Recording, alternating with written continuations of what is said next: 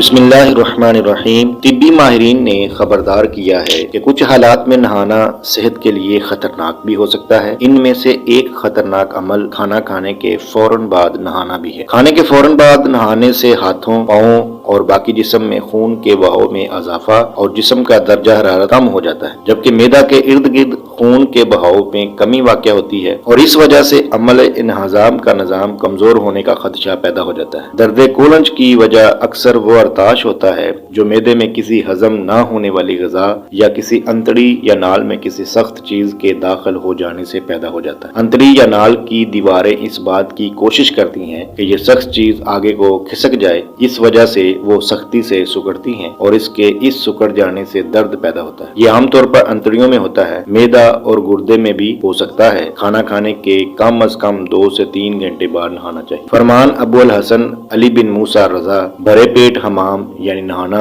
जाने से कोलंज, पट्ठों और उजलात के एकदम सुकड़ने से शदीद किस्म का दर्द पैदा होता है। यानी खाना खाने के बाद फौरन गुस्ल करने से कोलंज, जिसको दर्द कोलंज भी कहते हैं, का आर्जा लाहक हो जाता है। तो मोहतरम प्यारे नाजरीन, अपनी सेहत के लिए एहतियात जो है वो लाजमी है। तो हमारी इस वीडियो को अपने दोस्तों तक ज्यादा से ज्यादा शेयर करें और हमारे चैनल को सब्सक्राइब करें। शुक्रिया।